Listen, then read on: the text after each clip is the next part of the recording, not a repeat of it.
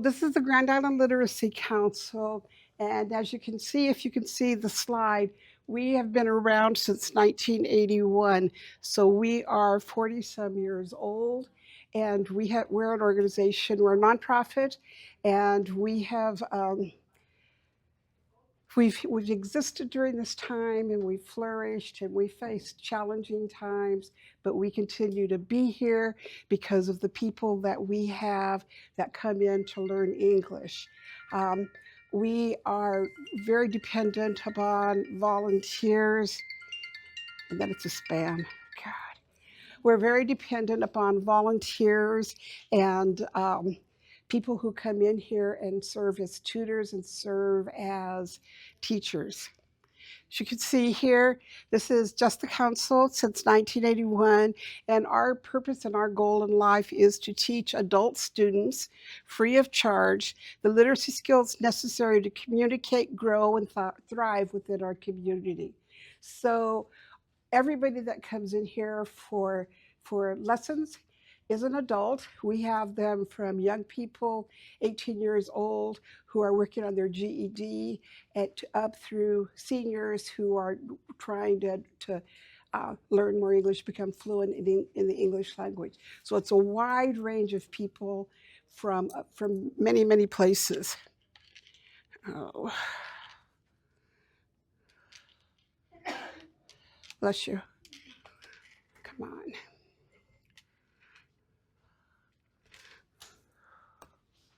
Okay, we stand on four pillars: uh, group classes, one-on-one tutoring, the Language and Learning Lab, and Community Connection Center.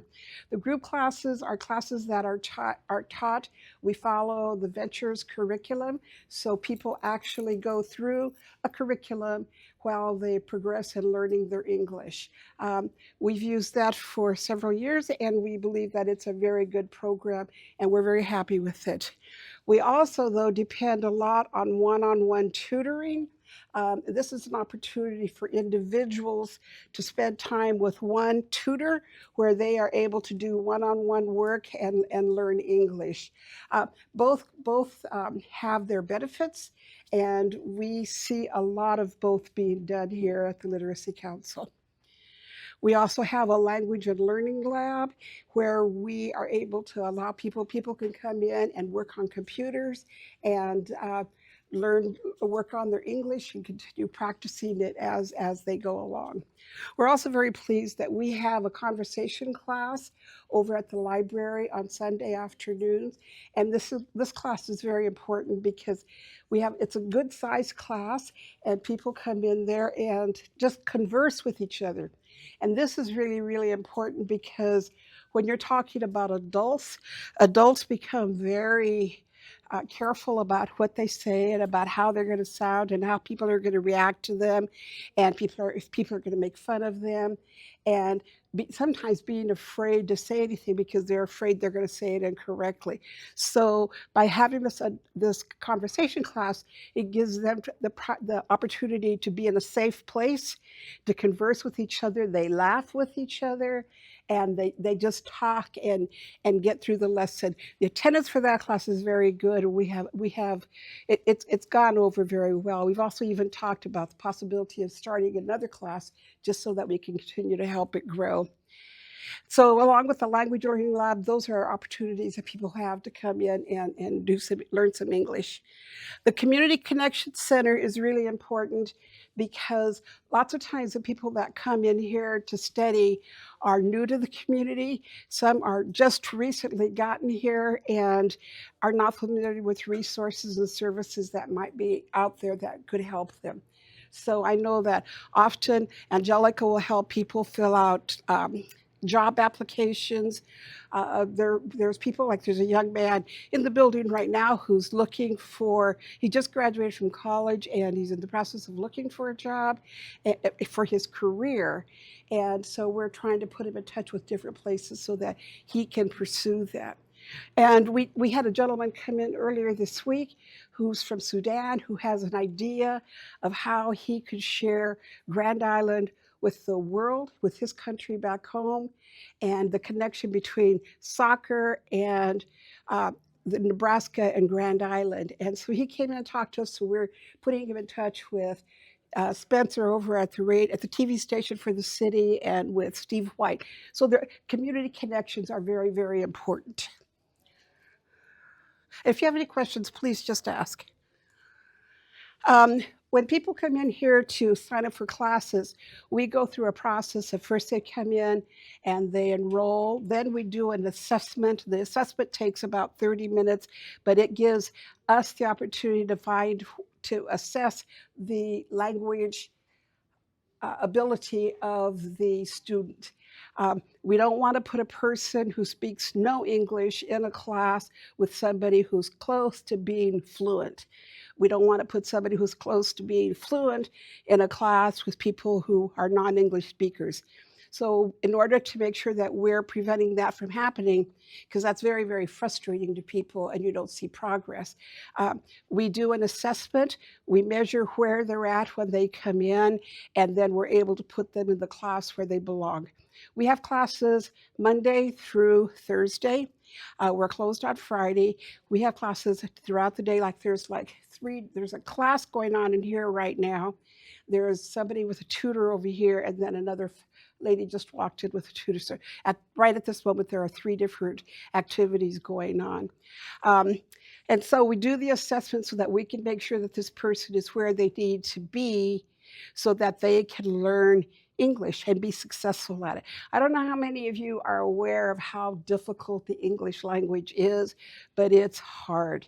You know, just off the top of my head, I could think of here, here, here, two, two, two, there, one, hair. There's so many idiosyncrasies to the English language that it's a hard language to learn.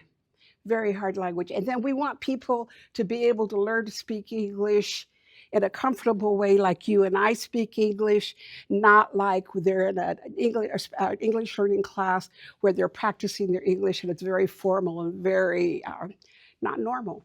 You know, I can still remember back to when I learned Spanish in high school. I can still remember that tape. I didn't learn Spanish, but I can remember that tape.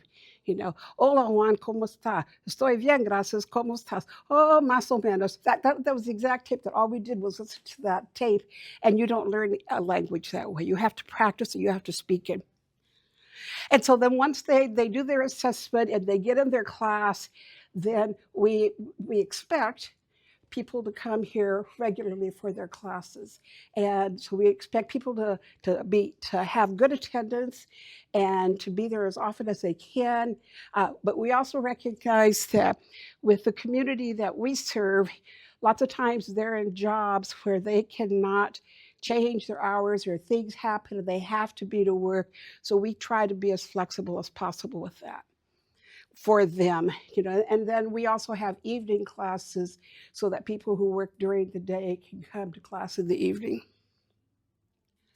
Then we provide them with a notebook, with pencil, with writing utensils, with a bag, and to give them the materials that it's like the first day of school with their kids. We give them everything they need so that they can come back and not have to worry.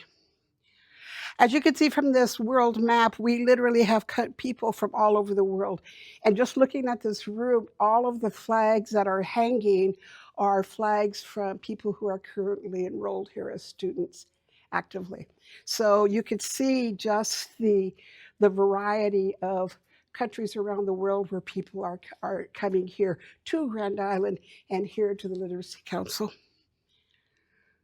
And it's not, I mean, there's countries on here that I'd never heard of. And so it's really nice to see all these different countries represented. One of the misconceptions that people have is that if you're an immigrant or a refugee, you're uneducated. And that is not necessarily true. We know that people who come here from cities or highly populated areas, like if a person comes here from Mexico City, chances are good that their education is at level of our people at ages here in this country, or better, just like we have that's the norm here in this country. If a person comes from a remote village up in the mountains or out in the desert or wherever it may be, chances are better that their education is more limited. But too often people think that when they come here, they're all uneducated. But our research shows that 69% of our students have post-secondary education. 20% of immigrants over the age of 25 have a bachelor's degree or higher, compared to 30% of native US-born citizens. Our student population includes doctors, lawyers, nurses, CNAs, programmers, professors, teachers, civil engineers, electrical engineers, dentists. I helped to enroll a young woman a couple of weeks ago who was from, I think she was from Sudan or Somalia, I don't remember which one, but she was coming, she'd only been here like 2 weeks, and she spoke French and then her native language. But so she didn't speak any English at all. She came in with her friend. They got her registered. When we were visiting, I asked her what kind of a job she's looking for. A job. She wants to go to school. I asked her about her education. She graduated from college, and I said, what field were you studying? And she said the medical field. And I said, so what was your degree in? And she said, I'm a neurobiologist. And I don't even know what that person does. I just know it's in the medical field. So, the people come in here and they've got good educations. The barrier that they face is not knowing English. And 80% of our students have self-reported that their barrier to meaningful employment is their lack of English. One of the things that we're working on right now, and we're very proud of this, is that we have been contracting with different businesses in the community, large corporations, and we're going out and offering English classes to their employees. So we've worked with 3 companies right now. Two of those companies, they contract with us to provide the services. We go in, we teach English to their students, and then we don't know what's going to happen with the future, if we're going to be able to expand that program because they're limited for a certain number of weeks.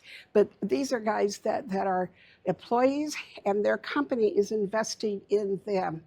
But their company is also invested in themselves, because by helping their employees to learn English, they're allowing those people to possibly move up the ladder, to seek other positions, to move within the company. And just from the safety end of it, it's a safety issue for companies to be able to guarantee or to know that their employees have all the English that is necessary to keep them safe. So that's a benefit for the company, that's a benefit for the employee, and that also can be a benefit for the family, because it may help those people move up the ladder. It's also a benefit for the community economically, because it allows people to possibly earn more money and to contribute more to the economy here in Grand Island. In 2024, 19 students passed their U.S. citizenship interview.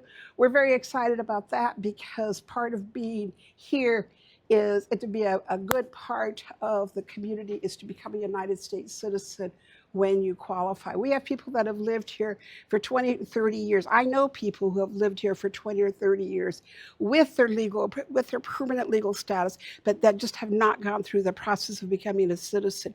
But I think it's extremely important that now people become United States citizens as soon as they can. You can see our United We Stand wall over there, and that has the names of the people that came in and that have been studying for citizenship, and they get their name on the wall. They're very, very proud of that. As you can see here in this picture in the corner, they're standing in front of that wall. And these are just pictures of people when they go, they pass their test, they come in and they share with us that they've passed their citizenship. And sometimes they've already even taken their oath to become a citizen, or otherwise waiting for it to come up. we're very proud of those classes. We offer several classes a week, and those are group classes, and people do very well when they study. And we've had a couple that haven't passed the test, but then they come back so that they can continue to go through the process. They're not discouraged. Well, they may be discouraged, but they're not defeated. Um, we have all kinds of volunteers. Sometimes people think that in order to be a volunteer here, you have to be a teacher. That is not true. We have a lot of retired teachers that are tutors down here and are teachers, but we also have other people who are from the community who just want to give to the community. And so they are able to come in and be teachers. Remember, we have a curriculum that they follow. So you just like with any teacher, you have your lesson plan, you have your book, you do your lesson plan, and you go through the process of teaching classes. We encourage people to come in and become a volunteer. It's fun. It really is fun to come in and have the opportunity to meet with people from all over the world and to learn about their countries, to learn about these people, and to help them become a part of Grand Island, part of the community. And, just really helps people. You have to learn English. I was an ESL teacher in my career. And I always told my students that in order to be successful here, you have to learn English, and so that you can be a part of everything that goes on here. So I believe it's really, really important. So, but we'd love to have you come in and become a volunteer or a teacher. And do you have any questions? I know I missed something. But... No, we don't charge anything at all. So it works out really well.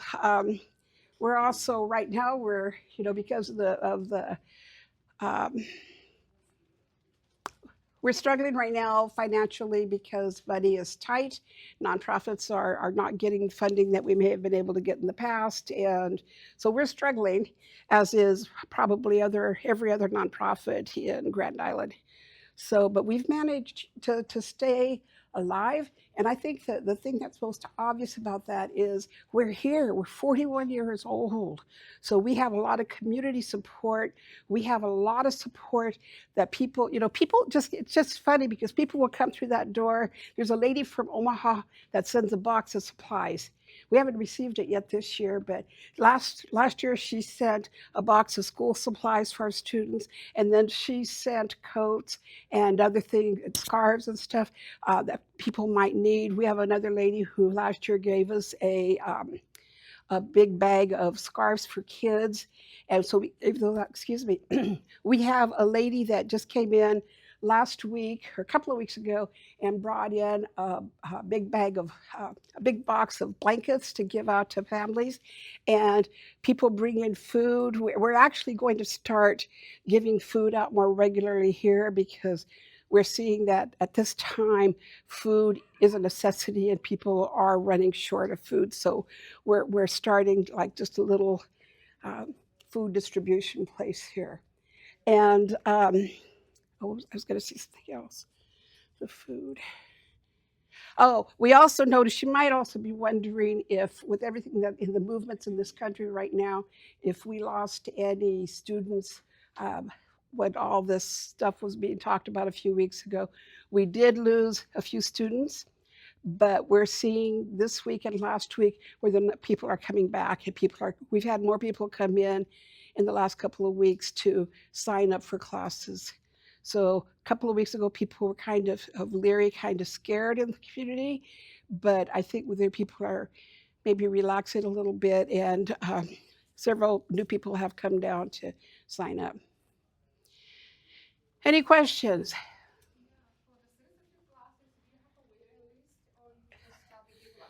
I'm sorry? Yes.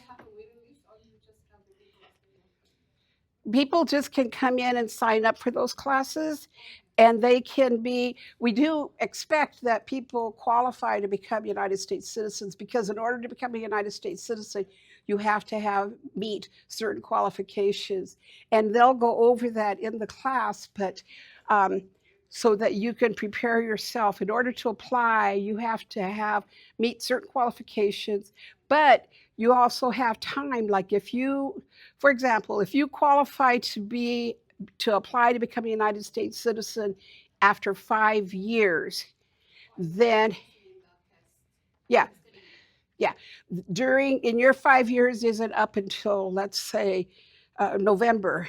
You can start studying now so that you can be ahead of it and be prepared. The test is considered hard. Probably most of us in this room couldn't pass the test if we were to take it right now. But if you've been studying for it and preparing for it, it's not so hard. For us that are in the room that are born and raised here, we were learning about history and about the Federalist Papers and all of that stuff when we were at late elementary school or in middle school or in high school even. But you probably haven't looked at anything that has anything to do with that since that time. So we aren't going to remember that information. And yet people who take the citizenship test have to know what the Federalist Papers are. What does the Constitution represent? There are 100 questions on the exam, and you have to be able to do several parts of it. There's a reading, there's a listening, there's a writing, and then you have to do the civics part of it. And the civics part of it, you have to pass. You have to answer up to 10 questions, but it's 5 plus 1. Once you hit 5 plus 1 or 6 questions correctly, that part of the test is finished. But they will do measuring English. Like when people go up to take the test, they can walk into the building, turn in their application. They'll tell them to go sit down and wait till their name is called. And then you go sit and you wait. And then the officer will come out and say, Yolanda Nuncio, then you're ready to go in, and then, hi, I'm Officer Smith, and welcome. We're glad you're here to take your test. How are you today? Oh, I'm fine. How was your drive up? Oh, it was fine. Was it raining? No, it was nice. Did you come today or did you come last night? Oh, we came last night. And did your whole family come with you? No, I came by myself. This is actually social conversation, correct? But it's actually part of the test because they want to measure your fluency. And so the test is long. It is hard, but if you study for it, it can be done. I've known a lot of people who have become United States citizens.